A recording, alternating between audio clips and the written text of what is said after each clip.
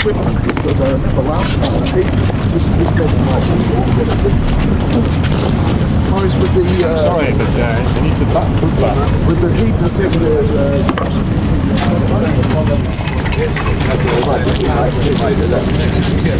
I think it's on the inside of the problem. yeah, there's a magnetic field. In the cast house, if you prefer. There's a magnetic There is no field magnetic created. field in the cast house. Alright, we'll work out where the best place is.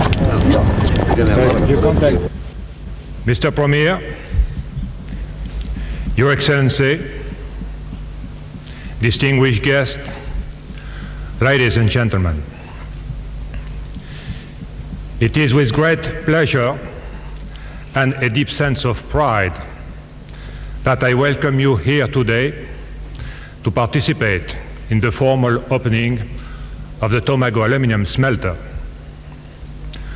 4 years ago, when this major industrial site housed an empty textile factory and was surrounded by bushland, the joint venturers faced an enormous challenge.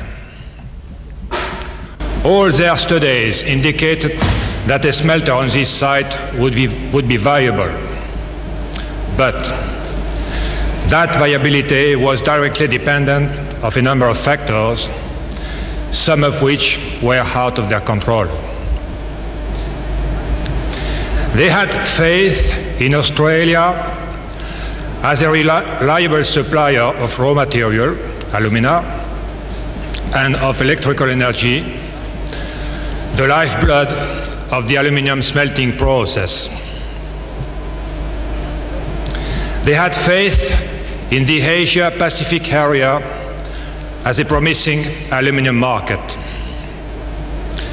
They had total faith in the technology required to make our smelter one of the most efficient, cost-competitive, and environmentally acceptable in the world.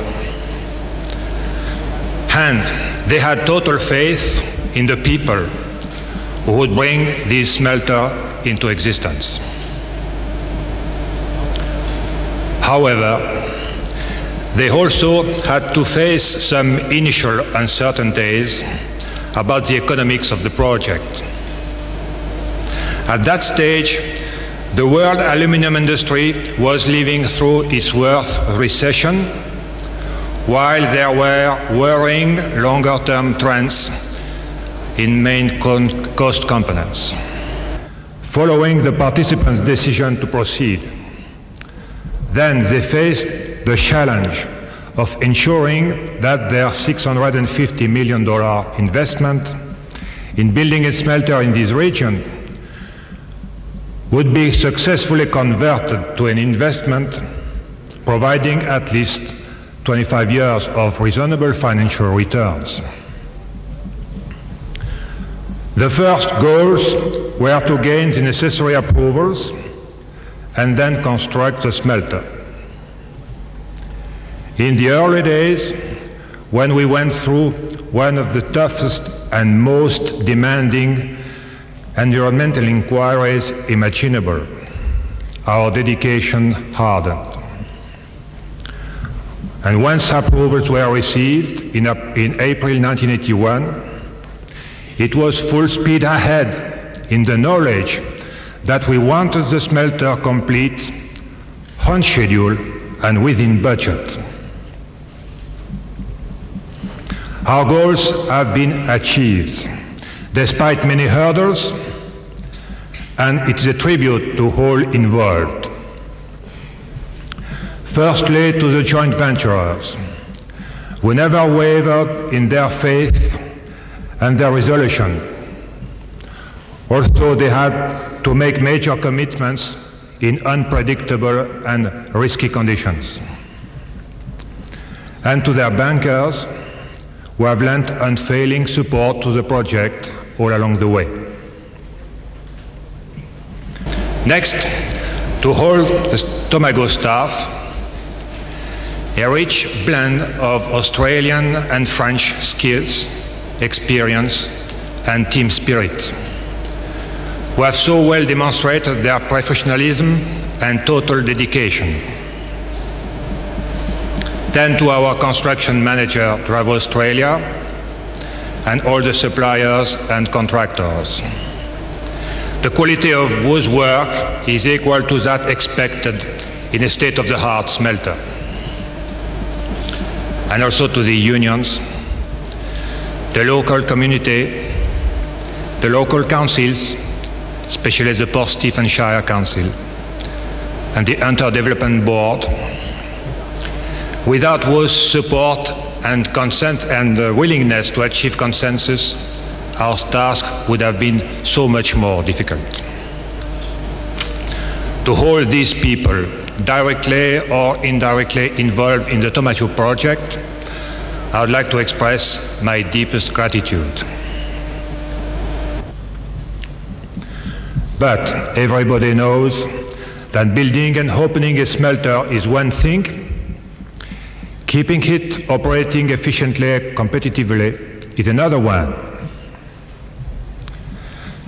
Having reached this milestone today, I can only hope and pray that the uncertainties don't recur, or if they do, they are quickly dispelled. For us to survive in a competitive world market, and that means to maintain employment and generate export income for Australia, we must continue to enjoy reasonable power prices, industrial harmony, and sound government relations. So far, we have been successful in all these areas, and I hope we are seen as an active and responsible corporate community citizen. We are now beginning the life of this brand new smelter, and we intend to be strong in competition and to prosper. Our building years have seen state and federal governments encourage and guide us. They, in particular of all the groups I mentioned earlier, deserve special recognition for having worked with us constructively and sympathetically. Nowhere has it been more so than in our dealings with the New South Wales government and its Premier. His constant support and guidance has been an inspiration to us, has led us to overcome the challenges we faced, and has justified the faith the participants placed in this project. Ladies and gentlemen, may I introduce the Premier of New South Wales, the Honourable Neville Wran.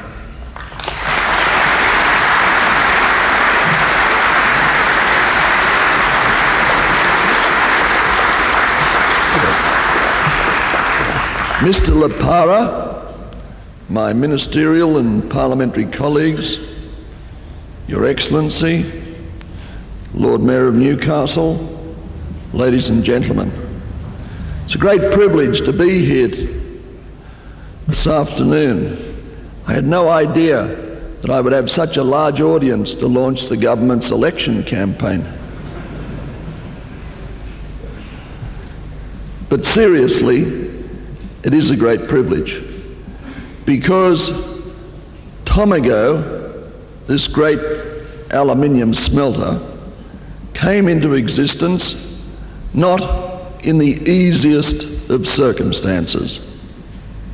Not easy in terms of the economy, not easy in terms of environmental opposition, not easy really in terms of local support.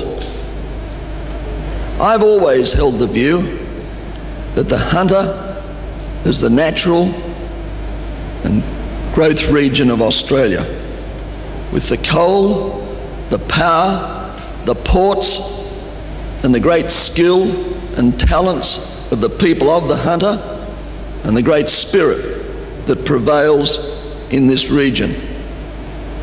And never has a project so demonstrated the importance of each of those ingredients as this Tomago smelter project does.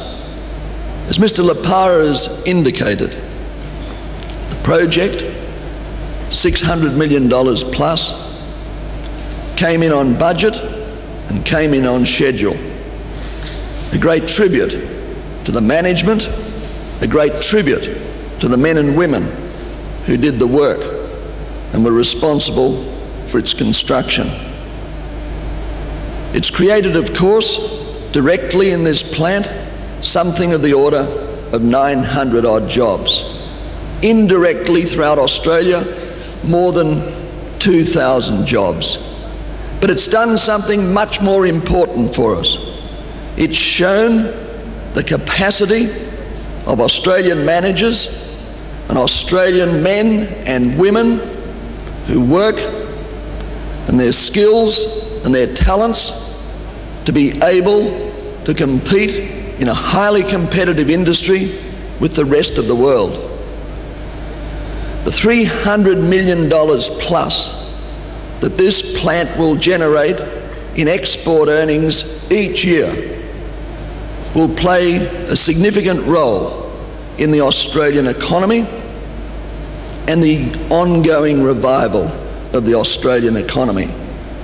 We know that there's a feeling of optimism and confidence in Australia now that hasn't been here for several years. And the bringing onto stream of a huge undertaking such as this, and the training of men and women to conduct this huge undertaking, and the symbolism for not only the Hunter region but the rest of the Australian community is inestimable in terms of its worth and its importance to Australia. Coming up here today to see that giant Eraring power station, which cost, I think, $1.6 billion, and then from the air to see the dimension of this huge operation, and to know that there's Bayswater not far away, and to realise that our government alone has committed this year $1.1 billion in capital works, that's the roads, the bridges, the schools, the hospitals and so on, to this region. And to know that in December, the steel industry in New South Wales produced 100,000 tonnes more than it did the previous month. All these are signs which are the promotion of confidence and the inspiration of optimism for the future. And it all depends, as my colleague, the Prime Minister, so often says, upon ourselves and our determination to lift our game, our determination to be competitive with the nations around us, and our determination to use our skills and talents on the one hand and have the courage, as the co-venturers have here, to introduce the latest of technology in order that we can be competitive. And we, of course, as Australians, are the most talented, best educated people in the region in which we live. And therefore, I think it's a great day for the Hunter, a great day for New South Wales, a great day for Australia, a great day for Tomago Aluminium. And Mr. Lipara, I want to congratulate you. I want to congratulate Pechenay, first of all, for sticking with the project. The co-venturers were about $200 million down the track when the bottom didn't altogether fall out of the aluminium market, but it was doing nothing to encourage them. And it took the co-venturers a lot of courage to continue at that time, but continue they did. And their reward, and your reward, and our reward is that the market's on the way up again. There's every reason to believe it'll keep on that way, at least in the foreseeable future, and that the demand for the aluminium that will be produced at this plant will continue to grow. But we should look beyond this plant.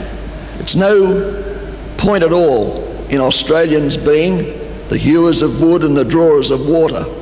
We must look beyond the mere production of aluminium ingots to the point where we have a sophisticated processing system in this country, where we're actually making the products that stem from the actual raw ingots. And that's a beginning already in this country that we can see, but something that's going to develop as the years progress. But to me, this is a great thrill to be here.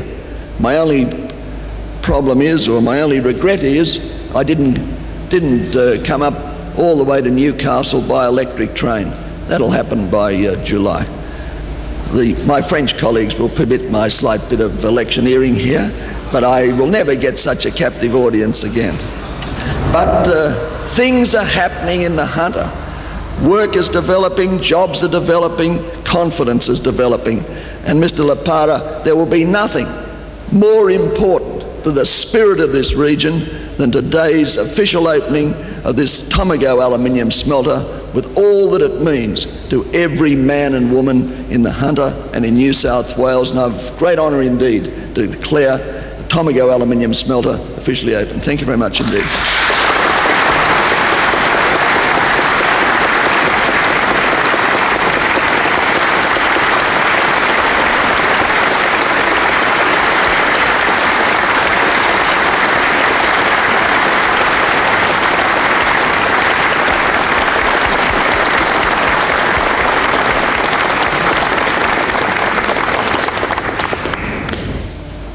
Ladies and gentlemen, may I introduce Sir Robert Norman, Chairman of the Tomago Policy Committee.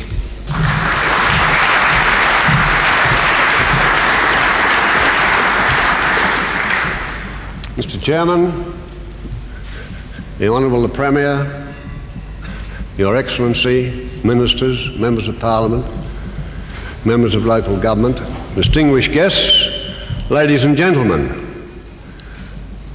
I thought the Premier was going to tell everybody that the colours of this building are the Labor Party colours, because he's been talking about that, and they're blue and white.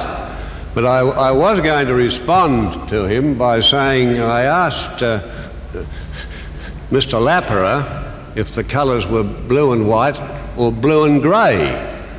He said they're neither. They're blue and aluminium. I'm very pleased and honoured to represent the partners on the opening day of this exciting and important project. And on their behalf, I extend a warm welcome to our guests, many of whom have travelled a long way. And a special welcome to our visitors from overseas, from France, from Germany, from Japan, from the USA, and from Canada, who have travelled a long, long way. And I thank you all for coming. Mr. Premier, we greatly appreciate the personal interest you have taken in this smelter from the beginning. And it is fitting indeed that you should open it officially today. We thank you for doing so. And on behalf of the partners, I take this opportunity of extending our appreciation not only to you, but to many of your ministers and government officers who have had a part to play in helping smooth the way for this smelter to be built. The partners, in various discussions and meetings, have referred to themselves as participants. Indeed, that is the term used in the basic agreements. I was delighted to see in the program for today that they are listed as joint venturers, which is far more descriptive. One dictionary defines venture as a commercial undertaking characterized by risk of loss as well as opportunity for profit. And I believe it was in that spirit that the partners set out in 1979 to build this smelter. At one stage, about 2 years ago, I think it's right to say that the loss prospect looked more likely than the profit prospect. But in the true spirit of venturers, the partners had no hesitation in pressing onwards, not, I might say, without some trauma and delicate moments with various authorities. But the Premier and his officers always encouraged the partners to venture on. I suppose, ladies and gentlemen, that anywhere in the world with a project of this size and complexity, there are times when the venturers feel frustrated by government actions or inactions, and that governments believe the venturers are making unreasonable demands and requests. Sensible compromise has been the result here, with the project being completed virtually on time and within budget. This is an extraordinary accomplishment, and I know the venturers would like me to say to Mr. Lapera, to Maurice as we all know him, and to all those people, over 2,000 of them, many here today, a warm welcome to you, who have had a part to play. The venturers say thank you for a job very well done. The Premier mentioned the value of this project to the nation, and that is true. Of course, it is great. And the value to Newcastle and the Hunter is enormous. The Premier did mention the jobs. I just enlarge on it a little.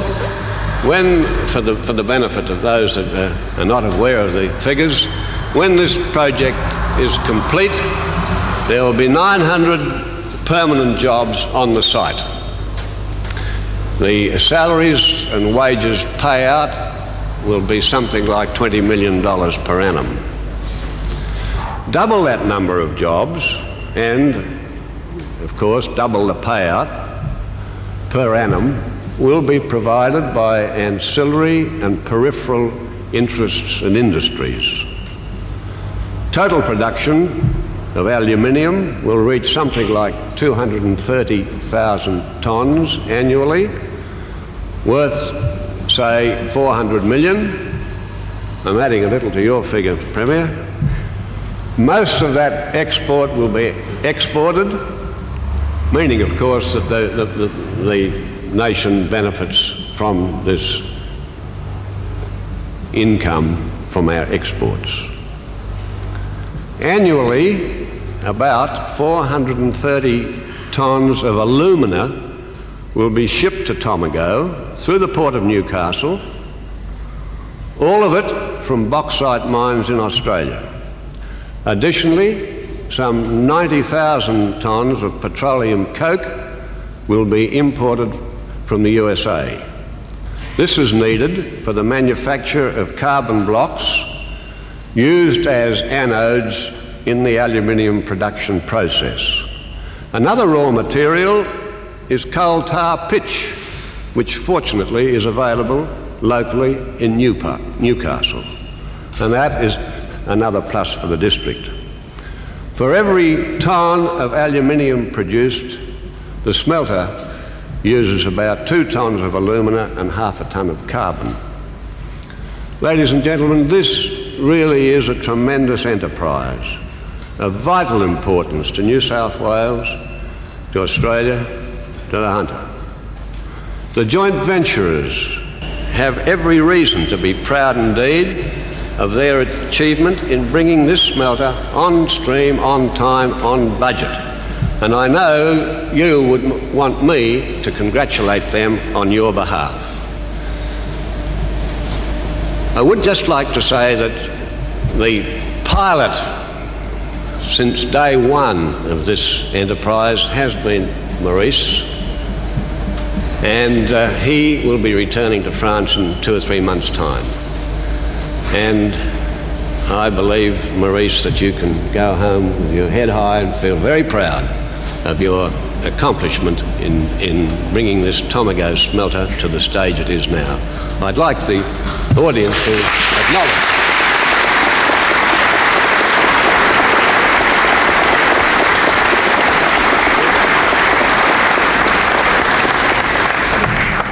Thank you again, Mr. Premier, for officiating today and opening this very special and exciting project.